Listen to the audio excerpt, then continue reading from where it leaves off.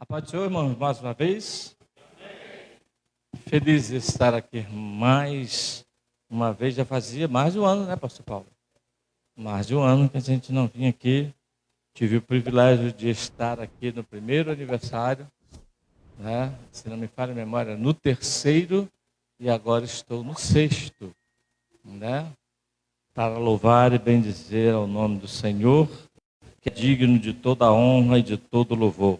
Eu louvo a Deus pela vida desta igreja, na pessoa do pastor Paulo e da pastora Mary, que já nos conhecemos um tempinho, tem mais de 10 anos, pastor? Mais de 10 anos, né? Que nos conhece. Que isso, está me chamando de velho? Não, né? Pelo menos isso, uns 14, 15 anos que nós nos conhecemos. E talvez eu saí ganhando com essa amizade, sempre, tá? Conhecemos ali em Vila de São Miguel, isso, Jardim São Miguel. Pastor Paulo ali, talvez nos pensava que estivesse nos dias de hoje com uma igreja, e hoje está aqui, liderando, dando a cara a tapa e também as costas para sofrer, né? Porque não é fácil ser líder, não é fácil estar liderando. Eu queria pedir a você, já que você está de pé, abra a sua Bíblia na carta que escreveu o apóstolo São Paulo, capítulo de número 10 de 2 Coríntios. Eu confesso aos irmãos que viu quando você é convidado para uma festa e fala, ó, é americana, é uma festa americana, você tem que levar um prato. Aí você sabe que vai um monte de pessoa que vai levar estrogonofe, bacalhau, camarão. Aí você chega com arroz, feijão e ovo, fala, Jesus. Né, gente? Como é que a gente chega numa festa dessa, né? Porque eu falei, Jesus, fechar a festa de 6 anos de inauguração da igreja. Depois de tantos homens, desde quinta-feira que passaram, vieram pregar e com certeza trouxeram um alimento fresco, trouxeram comida boa para essa igreja. E agora nós fecharmos, tem que ser assim, uma comida boa. Eu falei, Jesus, fala comigo, né? Fala comigo que eu vou chegar lá, vou falar, pastor, você prega que eu ouço, né? Porque não tem comida, mas graças a Deus a dispensa está cheia. Capítulo 10, versículo de número 4, da segunda epístola de Paulo aos Coríntios. Diz o seguinte: pedi ao Senhor uma palavra acerca deste tema, que não é fácil pregar desse tema. Falar sobre portas do inferno que não prevalecem contra a igreja, falar de igreja atualmente, então, é muito difícil. Mas diz o versículo 4, porque as armas da nossa milícia não são carnais, mas sim poderosas em Deus para a destruição das fortalezas. Você pode repetir comigo esse versículo? Todo mundo junto? Não sei se já colocou aqui, já, né? Então vamos todos juntos. 1, 2, 3. Porque as armas da nossa milícia não são carnais, mas sim poderosas em Deus para a destruição das fortalezas. Amém. Podeis tomar assento, queridos.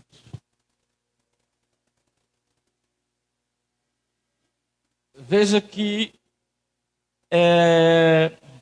essa mensagem falando sobre a igreja, que o evangelista Mateus, ele e Lucas, são os únicos dois que trazem essa declaração, que fala acerca desse papo que Jesus teve, dessa reunião que Jesus teve com seus discípulos. E nós vamos ver que esta declaração, essa confissão de Pedro, juntamente com Jesus, declarando o que declarou a ele, nós vamos ver que tem uma importância muito grande para a igreja do Senhor. Porque veja que eu estive analisando, não é a primeira vez que nós pregamos sobre esse tema, e a gente estuda cada vez mais, o Senhor nos dá um pouquinho mais de conhecimento, e a gente vai ver que no decorrer do tempo, no decorrer dos séculos, durante muito tempo, tentaram exterminar a igreja do Senhor, tentaram acabar com a igreja do Senhor. Mais de 50 milhões de cristãos foram mortos durante muitos anos por causa do comunismo, por causa da ignorância de muitos homens que tentaram, isso sendo usado pelo diabo, pelas portas do inferno, que tentaram fazer com que esta igreja fosse dizimada, que a igreja fosse exterminada, porque a igreja era algo de empecilho para os planos de Satanás. Então, desde quando a igreja é igreja, ela é perseguida pelas hostes infernais. Desde quando a igreja se levantou como igreja consagrada e edificada por Deus, a igreja sofre perseguição. Talvez você pequeno, que começou hoje, tem 1, 2, 3, 5 anos de crente, não saiba que esta igreja já começou há muito tempo atrás, mas ela vem numa luta ferrenha contra o inferno já há muito tempo, travando batalhas muito grandes com relação as coisas que o diabo tentou, lá desde a crucificação de Jesus, que o diabo tentou não que tivesse uma formação da igreja. Então veja bem, conforme os tempos foram passando e foram matando os crentes, foram dizimando os crentes, parece que o sangue dos crentes parecia que servia, pastor Paulo, de semente, porque quanto mais matava, outro dia estava até lendo sobre isso, estudando, outra certa vez que pregava, vocês já viram, quando você para o carro na Dutra, no engarrafamento, parece que brota um monte de vendedor ambulante. Da onde surgiu? Como apareceu? Dessa forma, eu quero exemplificar que conforme mata mais crente, mais nascem crente, mais Deus levanta crentes, e nós vimos isso se cumprindo aqui na igreja agora, quando ele apresenta 3 novos soldados, e soldados que começaram a ingressar na igreja do Senhor. Ou seja, Atos dos Apóstolos, capítulo 2, versículos 47, diz que acrescentava todos os dias o Senhor ao que ia se sendo salvo. Ou seja, pode você imaginar, poxa, hoje domingo ninguém aceitou Jesus aqui, mas em algum lugar alguém levantou as mãos para o Senhor. Em algum lugar uma alma se rendeu aos pés do Senhor, porque a igreja do Senhor não para de crescer. A igreja do Senhor está sendo sempre em movimento, porque ela é chamada de organismo vivo. E um organismo, as suas células estão sendo sempre reproduzidas. E a igreja, da mesma forma como o organismo vivo, ela está sempre sendo reproduzida, crescendo, para que essa igreja fique cada vez mais forte, porque a palavra que Jesus falou a Pedro, ele disse: edificarei. Ou seja, a palavra edificar, esse verbo edificar, ele está num tempo futuro. Ou seja, ele fala de crescimento contínuo, de algo que vai crescendo todo dia, algo que vai sendo edificado todo dia, algo que vai tomando forma todo dia. Talvez alguém construa uma casa e fala: opa, cheguei na laje,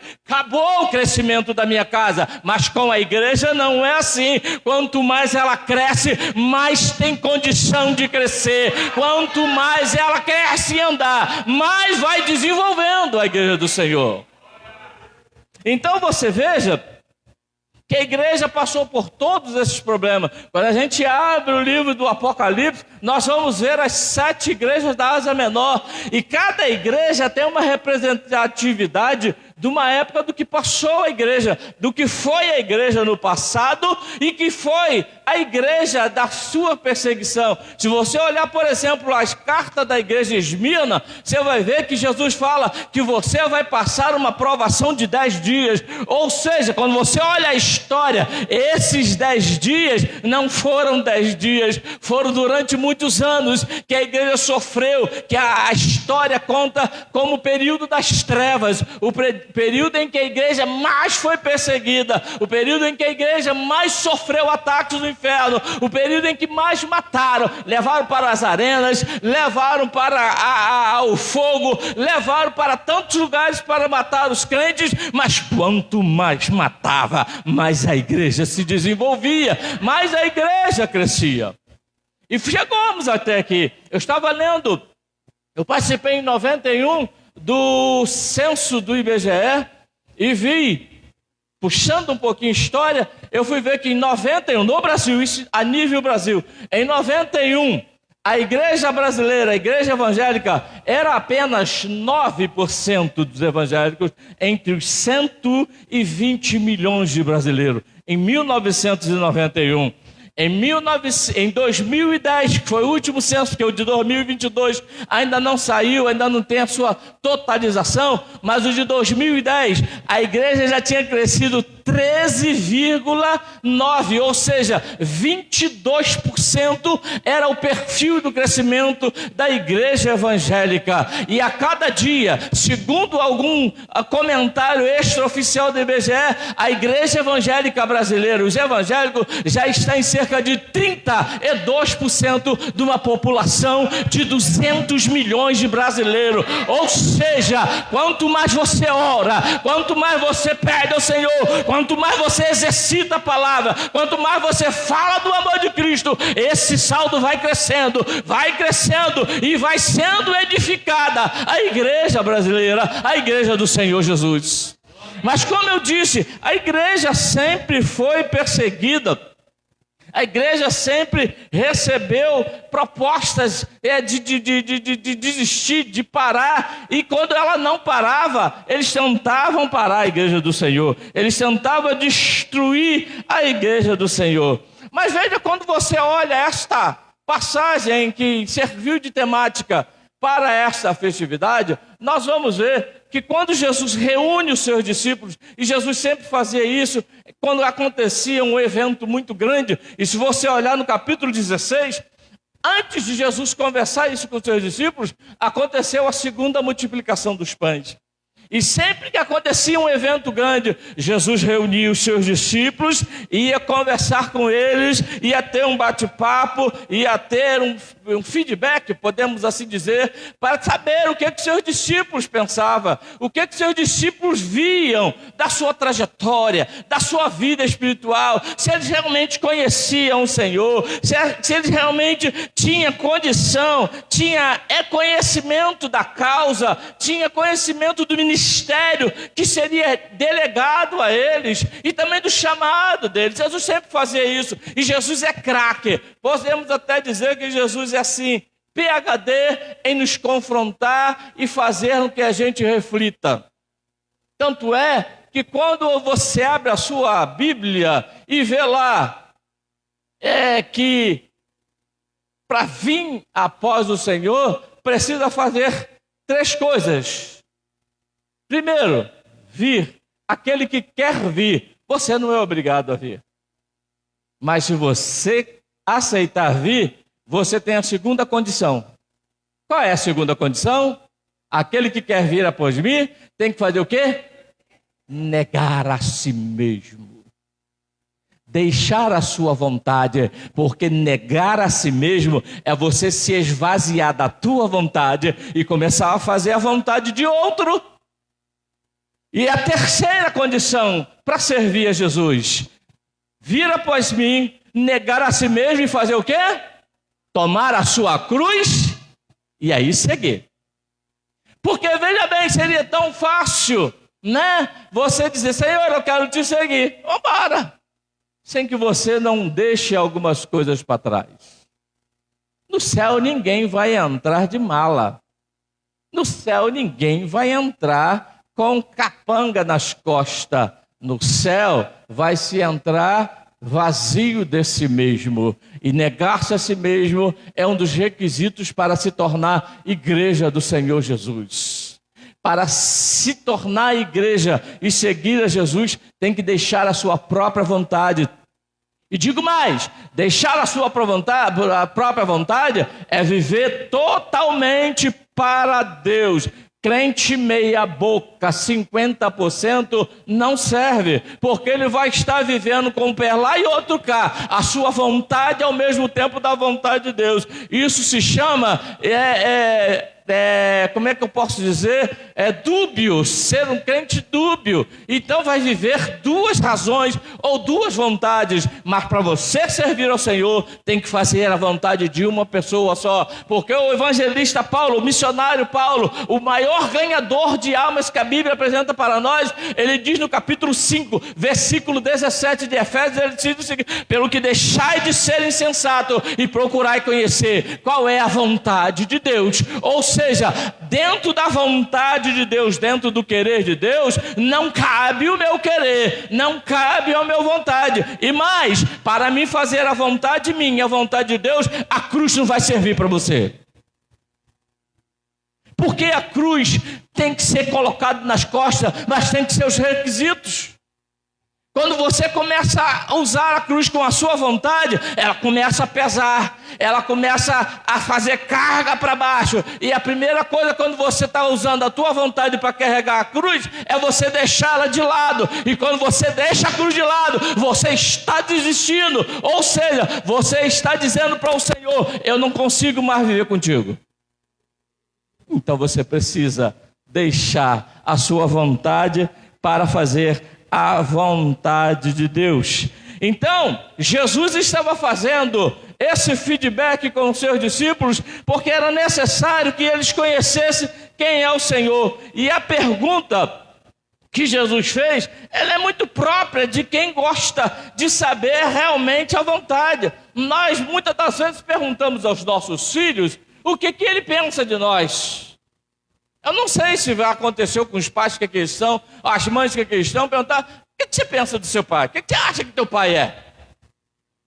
Jesus está fazendo essa pergunta, mas primeiro ele pergunta aos seus discípulos para saber se eles sabiam o que os homens pensavam acerca dele, o que os homens achavam que ele era, como ele era. E eles começam a dizer: olha, Senhor, sobre os homens eu não sei quase nada, a gente não sabe, porque uns dizem que é Elias, outros dizem que é João Batista, outros já estão dizendo aí que é Jeremias. Esse conhecimento eles não tinham realmente na certeza do que os homens estavam realmente dizendo acerca de Jesus. Eles não sabiam, eles não tinham entendimento se isso realmente era verdade.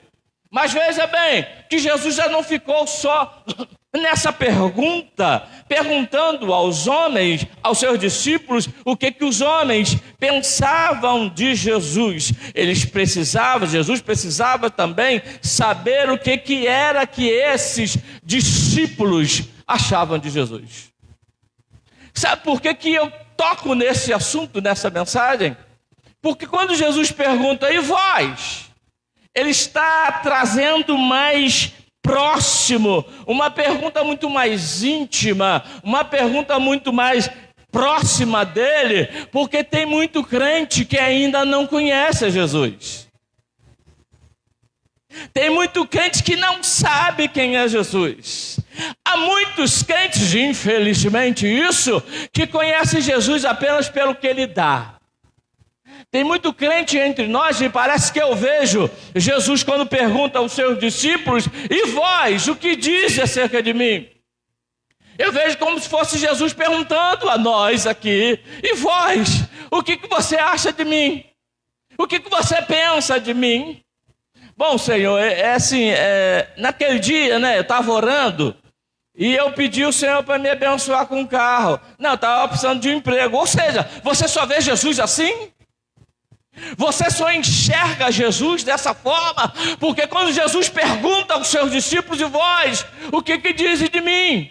Se nós olharmos, pararmos para refletir, nenhum discípulo havia se levantado, a não ser o mais improvável, porque ninguém tinha certeza daquilo que convia Jesus, da forma como eles achavam que Jesus era, porque eles estavam vivendo, porque uma pessoa que anda com a pessoa um dia, 2 dias, 1 mês, 2 meses, 3 meses, você pode até duvidar que aquela pessoa te conheça, ou saiba quem você é, mas eles não estavam um dia, nem 1 mês, nem 2 meses com Jesus, eles já estavam andando com Jesus há algum tempo, e teria que ter conhecimento do mestre que eles estavam andando. Porque no capítulo 14 deste mesmo livro, Jesus havia falado também, era a primeira multiplicação dos pães, e que Jesus estava despedindo a multidão. Jesus disse para os seus discípulos: entrem no barco e vão, eu vou despedir a multidão. E aí os discípulos foram. Jesus saiu de despedir a multidão, não foi para o monte orar. E aí no meio da madrugada, eles estavam lá no meio do mar, com o mar revolto, e Jesus vem andando tranquilamente sobre as águas. Diz a Bíblia, olha o desconhecimento deles, diz a Bíblia que quando eles olharam, talvez agarrado o mastro, com medo do barco virar, com medo daquela grande tempestade e de eles morrer, eles olham, vê um ser andando tranquilamente, de branco. O que eles dizem? É um fantasma, não é um espírito, porque eles não tinham conhecimento de quem era o mestre que eles estavam servindo. E tem pessoas entre nós que são assim, estão passando turbulência na vida, tempestades espirituais, mas por não conhecer ao Senhor que serve, não tem a capacidade de ser um Pedro na vida. Certa vez, algum tempo atrás, eu estava em casa sozinho, estava falando: Senhor, se eu fosse um discípulo, quem será que eu era? Você já se perguntou isso? Será que eu seria um João? Não, João era muito certinho, João era muito polido, né? Deitava no ombro do mestre, tinha aquela intimidade. Não, João não. Quem poderia ser? Deixa eu ver. Felipe, talvez eu fosse Felipe, né? Ou Mateus. O camarada conhecedor de todas as coisas, conhecia finança, conhecia dinheiro, político, também como era Felipe. Eu fui desdenhando, eu fui andando sobre cada discípulo. Cheguei em Pedro. Falei, eu acho que eu sou Pedro. Porque veja bem, quando você olha para essa história, Pedro, ele era sanguíneo. Pedro era um camarada que sanguíneo, o seu temperamento sanguíneo vai dizer para nós que ele é um cara impulsivo. Ele era um cara que saía fazendo as coisas. Se você ver a história, todas as vezes que ele está em contato ou em relação, o cara que mais deu trabalho para Jesus, todas as vezes que precisava, Pedro, estava sempre na frente. Ele errava muito, mas também errava tentando acertar. E no episódio lá do mar, quando Jesus estava aproximando, ele desconhecia quem era. Ele não conheceu como os outros discípulos, não conheceu quem era Jesus. Mas ele olhou e falou: se tu é mesmo o Senhor, me manda ir ter com você. Jesus disse o quê? Vem. Impossível do jeito que ele era. Ele nem pensou 2 vezes. Olha lá, vamos pular. Pulou. Mas eram 12, não eram 12? Quantos ficaram no barco? Talvez 11 críticos. Talvez 11 que ficaram, ele é cara doido. Não sabe nem o que está esperando. Não sabe nem o que está acontecendo. Vai pular, vai morrer, vai se afogar. Ele está pensando que ele é Jesus. Mas Pedro foi corajoso para pular do barco e dizer: eu morro, mas eu morro tentando. Eu vou conseguir chegar no mestre. Quantos não têm essa fé? Pedro era assim, irmãos. Então, o mais improvável dos homens foi o que respondeu o Senhor. Mas veja bem que nesse episódio do mar, Quando Pedro olha, ele mergulha nas águas. A Bíblia diz que ele começa a afundar, não é isso? Não, ele começa a andar. Ele começa a andar. Você sabe por que Pedro olhou e afundou? Porque ele começou a olhar para o vento que era contrário. Ele começou a olhar para a tempestade. Sabe o que acontece com a gente? Enquanto a gente está olhando para Jesus, como diz Hebreus, autor e consumador da nossa fé, eu estou prosseguindo, eu estou andando, eu não olho para problema, eu não olho para dificuldade, eu não olho para nada que está ao meu redor, eu começo a andar para frente, eu começo da vida de vitória, mas quando eu olho para o vento, quando eu olho para o problema, por certo eu vou afundar. E foi isso que aconteceu com Pedro. Conforme ele começou a olhar para o mar, para a tempestade, ele começou a afundar. E aí, se não fosse Jesus socorrê-lo, ele teria afundado. Então veja quando Jesus pergunta: e vós, o que diz acerca de mim? Pedro foi o único, o improvável dos discípulos que levantou-se para responder. Pedro chama-se Petras no grego, que significa fragmento de rocha, ou pequena pedra, ou pó de pedra. Olha bem, que Pedro não era nada. Na visão dos discípulos, ele era o problemático, ele era simplesmente o improvável dos discípulos que tinha alguma moral para levantar, para responder, mas cheio do Espírito Santo, o mais fraquinho do crente, o cheio do Espírito da condição espiritual, o crente mais caído, que às vezes nós não damos nada, é aquele a quem Deus usa, é aquele que Deus levanta, é aquele que Deus faz aparecer. E improvavelmente Pedro levanta e diz: tu és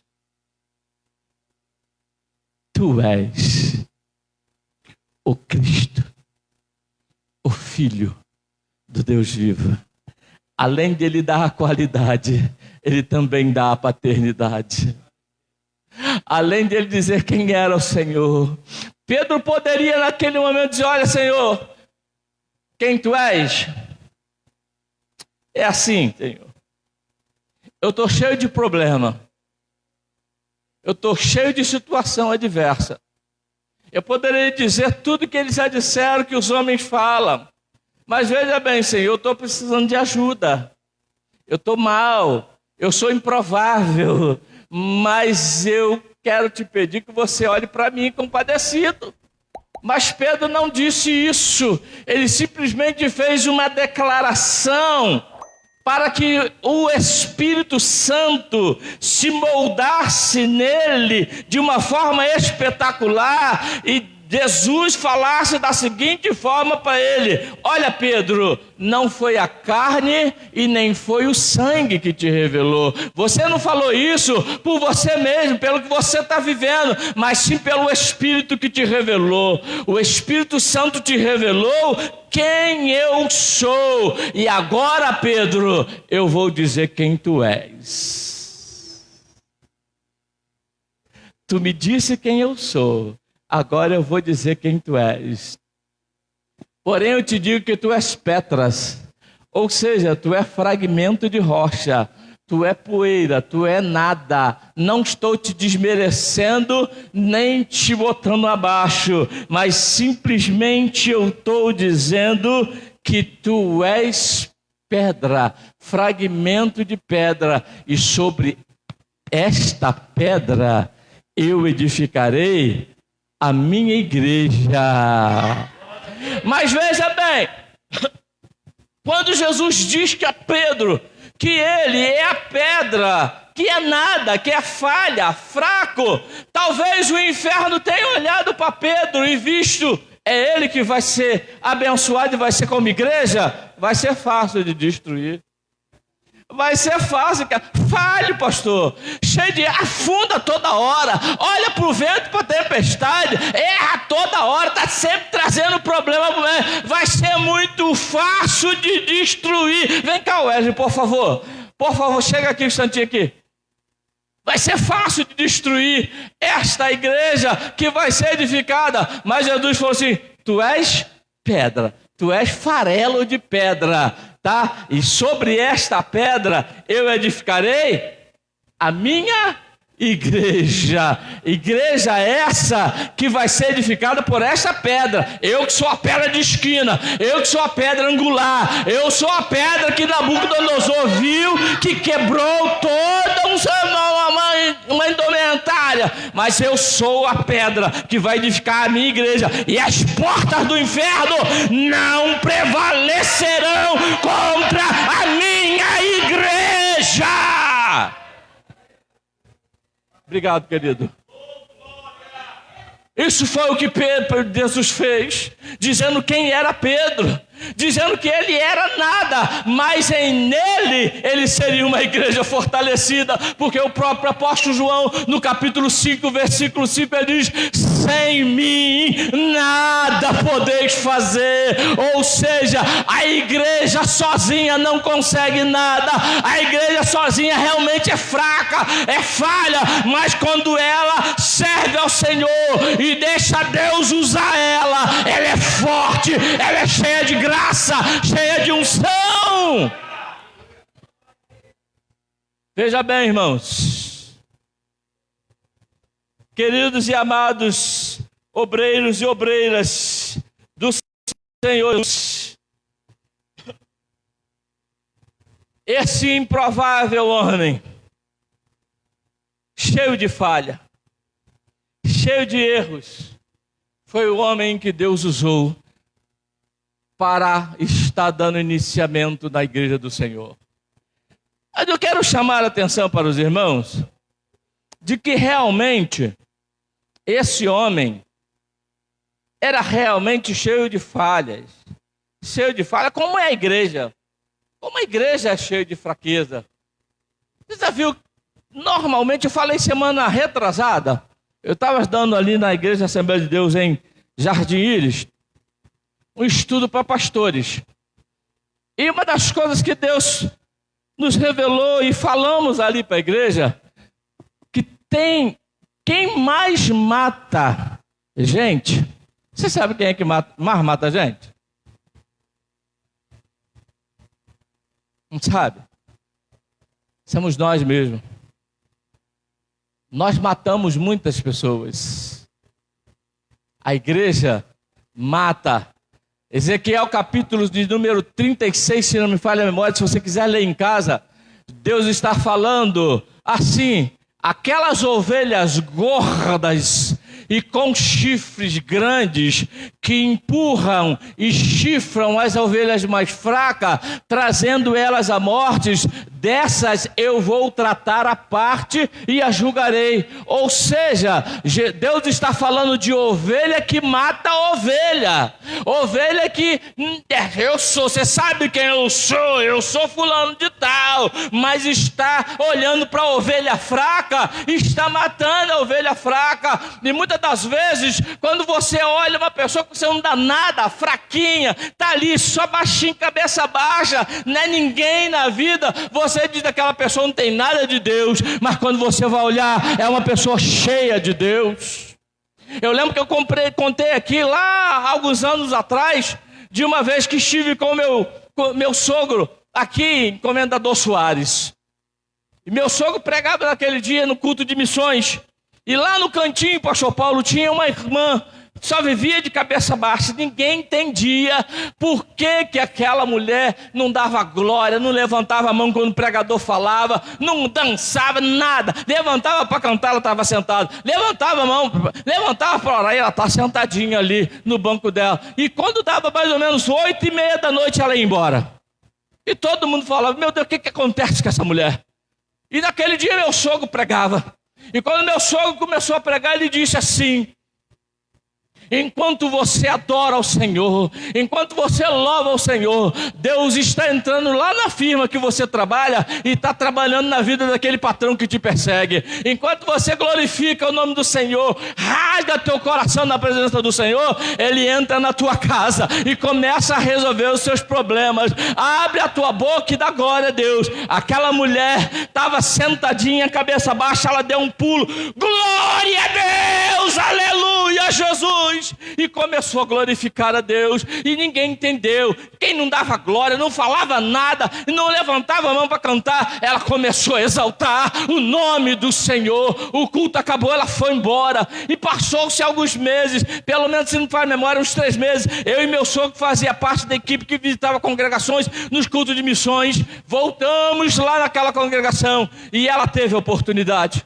Quando ela teve a oportunidade, ela pegou o microfone e disse: irmãos, há meses atrás, esteve esses irmãos aqui, e o irmão pregava e dizia que quando eu dava glória, Deus entrava com providência no meu lar. Ninguém sabia o que eu passava, ninguém sabia o deserto que eu passava. Me viam calada, diziam que eu estava triste, que eu não era crente, mas Deus estava passando um deserto na minha vida. E de repente, quando ele falou isso, eu comecei a glorificar a Deus. Comecei a glorificar a Deus, nem lembrei de hora, irmão. 9h10 eu estava aqui dando glória a Deus. E fui para casa tão radiante, tão feliz. E entrei dentro de casa, porque eu saí às 8h30, porque eu tinha que chegar antes do meu marido chegar em casa. Porque se eu chegasse depois do meu marido, era uma surra que eu tomava. Então eu tinha que chegar antes dele. E naquele dia eu cheguei quase 9h30. Entrei devagar, abri a porta. Quando abri a porta, acendi a luz. Quem estava sentado no sofá? O meu esposo estava sentado no sofá. E aí eu olhei para ele, ele olhou para mim e falou: onde é que você estava? Eu já comecei a chorar pela dor da surra e falei: marido, eu estava na igreja servindo ao Senhor. E ele disse para mim o seguinte: irmãos, quem é aquele homem que você mandou aqui em casa? E ela falou: eu não mandei ninguém. Mandou sim. Veio um homem todo de branco e falou: não bota a mão mais na minha serva. Hoje esse homem é um presbítero da congregação de Belfor Roxo, encomendador Soares, porque a adoração dela, daquele crente que ninguém dava nada, fez milagre acontecer. E talvez você olhe assim, dessa forma, porque Pedro era um desses homens. Ninguém dava nada, era improvável, mas foi o crente em que Deus usou para dizer para ele: tu és pedra, e sobre esta pedra edificarei a minha igreja, e as portas do inferno não prevalecerão contra a minha igreja. Oh, aleluia, aleluia, aleluia, aleluia. Glória a Deus. Agora a gente vê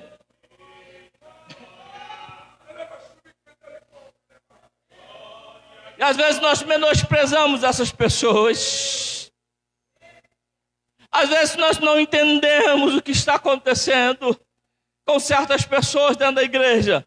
E como ela está, qual o deserto, qual o problema que está passando. Igreja tem que ajudar, igreja tem que acolher, igreja tem que dar ombro a ombro e não lutar contra si, porque a própria Bíblia diz que não é contra a carne, contra o sangue a nossa luta, mas a nossa luta são contra as sortes espirituais.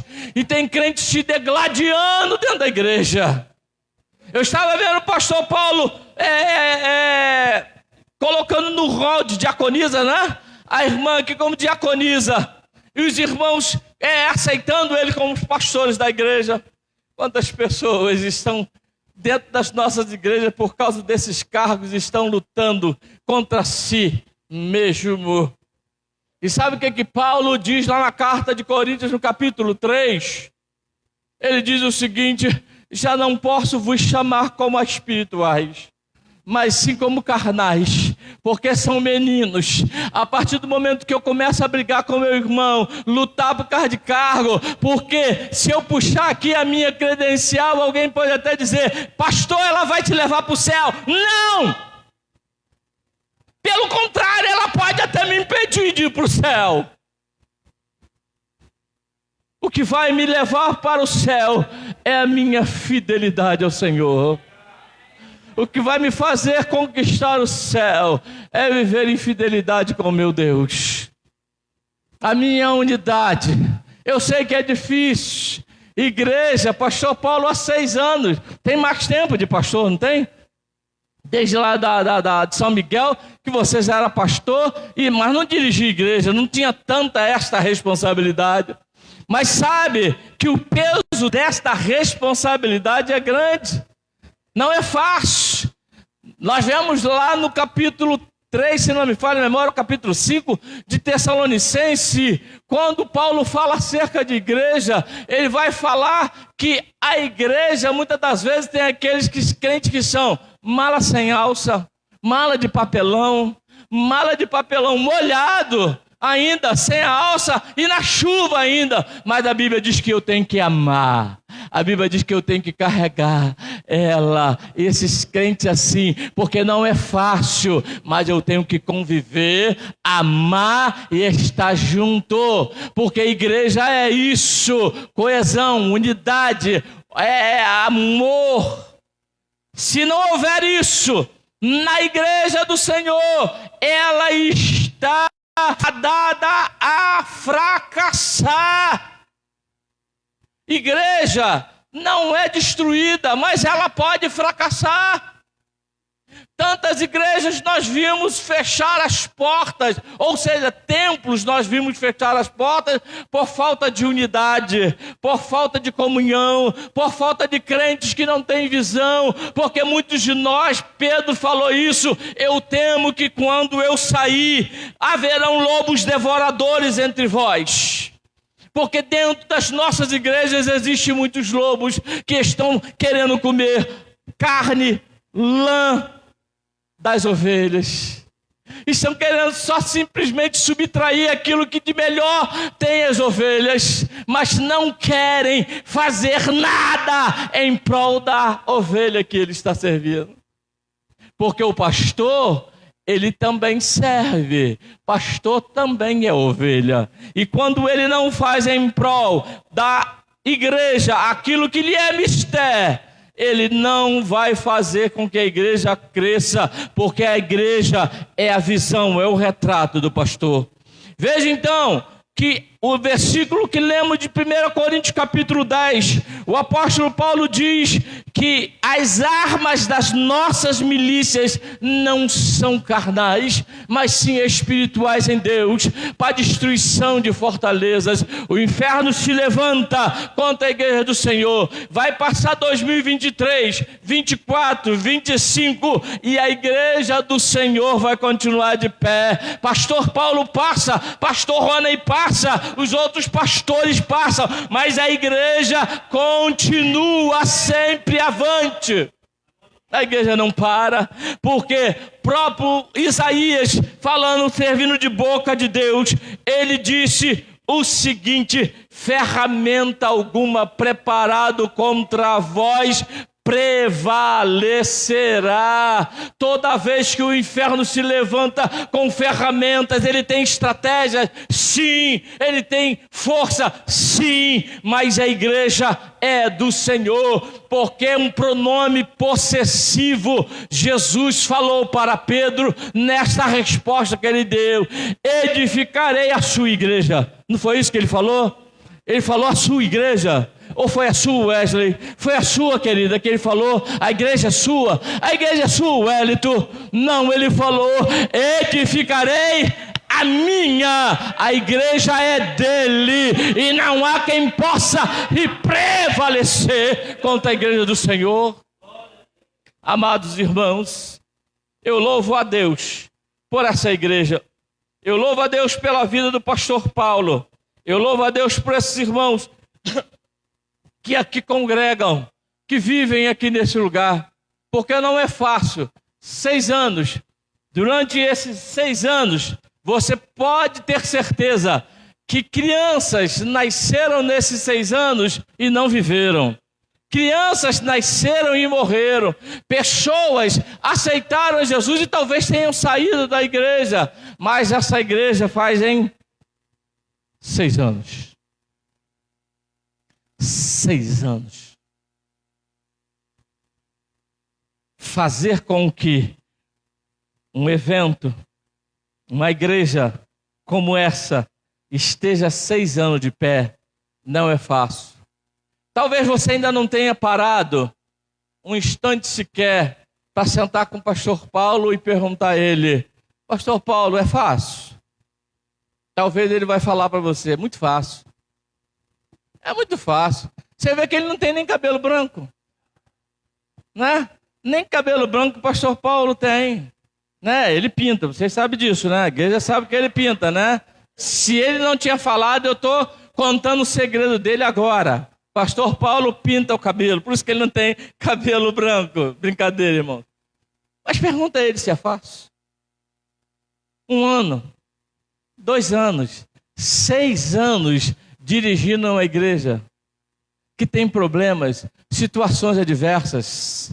Eu lembro quando eu estava dirigindo a minha primeira subcongregação, não era congregação. E eu estava na minha casa, eu estava morando próximo. E na minha casa eu tinha, na época, muita gente tinha telefone fixo, né?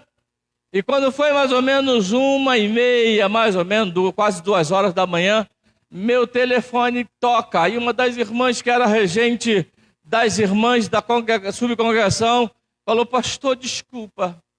Falei: não, tudo bem. Eu estou passando por uma grande aflição. Eu falei: ô Jesus, tem misericórdia. Uma distância da minha casa para a congregação é como daqui no centro de Belfort, de Nova Iguaçu. E a irmã falou assim: é que eu estou sem gás, pastor.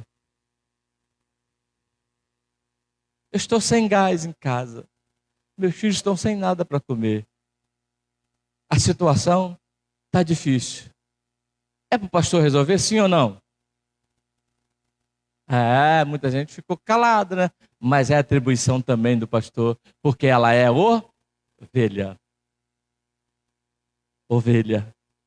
Vocês, eu falei do mais simples, o mais simples problema que passa pelas mãos do pastor dirigente de igreja.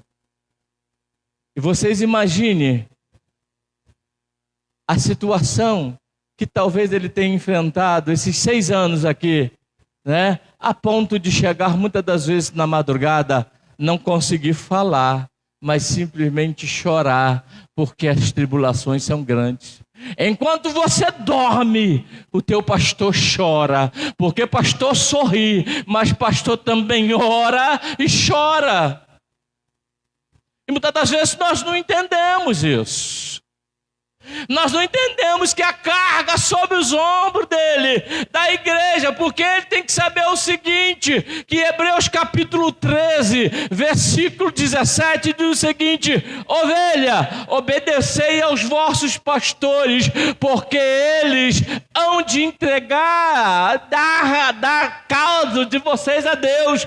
Talvez ele possa fazer sorrindo e não chorando, porque já pensou ele chegar diante de Deus e falar, papai falar assim: e aquela ovelha? Por que está assim? Senhor, eu tentei de tudo, Senhor. Ele vai falar chorando, porque a ovelha está aos cuidados dele, e quem vai prestar conta a Deus é ele. Para que a ovelha se desenvolva, para que a ovelha cresça, para que a ovelha cresça saudável, sadia e seja edificada, ele precisa ter alimento para dar à igreja do Senhor, porque ele sabe que a igreja não é dele, é do Senhor. Eu posso pedir a igreja para se colocar de pé? Eu vou levar 5 minutos. Posso colocar um playback, pastor Paulo? É rapidinho. Prometo não demorar-me.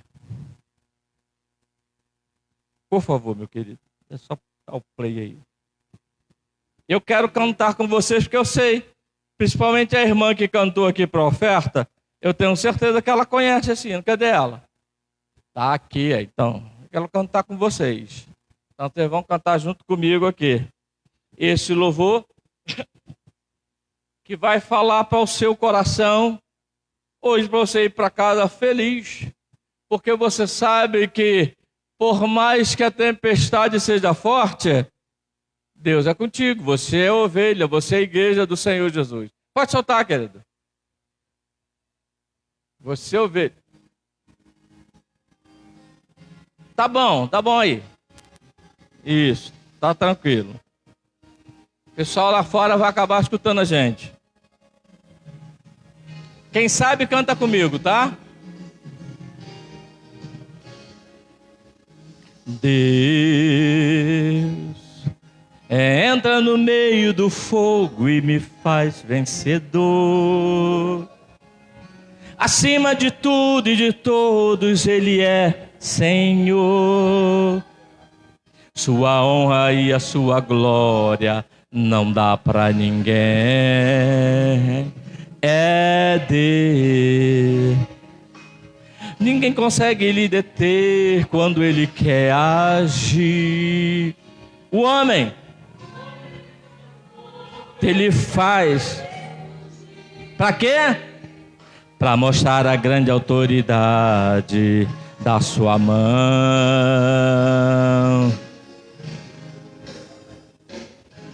Ele é bem maior que todo mundo. Jesus é também.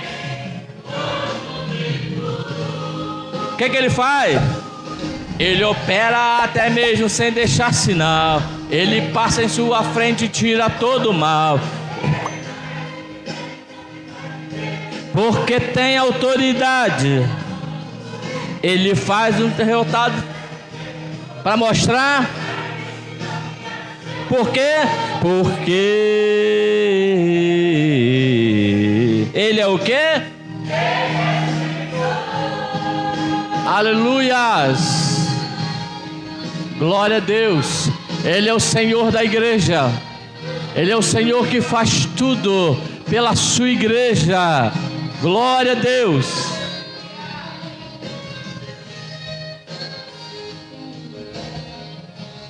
Olha só o que Ele faz.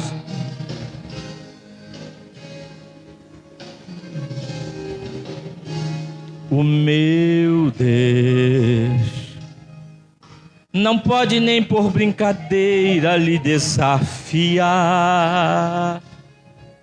pois Ele é muito poderoso e outro igual não há. Ele pode vir a este mundo pelo avesso.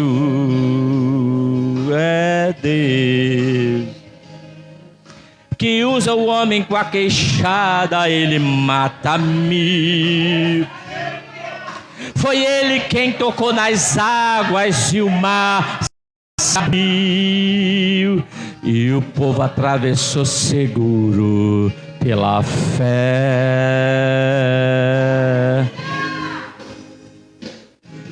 Ele é bem maior. Dono de quê? Diga o que Ele faz.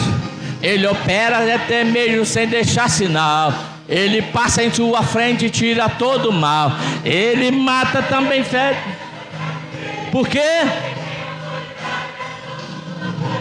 Ele faz um derrotado. Para quê? Por quê?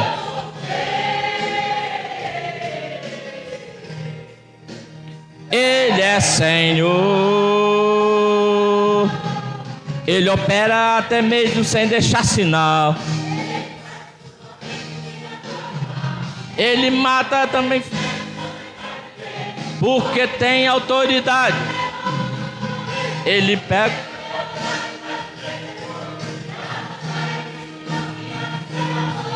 Porque Ele é Senhor.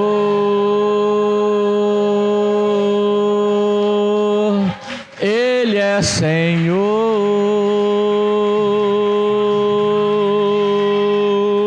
Aleluias. Glória a Deus, glória a Deus. Ele é Deus. Independente de você querer ou não, Ele é Deus. Ele faz, Ele acontece, porque Ele é o Senhor da igreja. Que Deus nos abençoe em Cristo Jesus. Aleluia.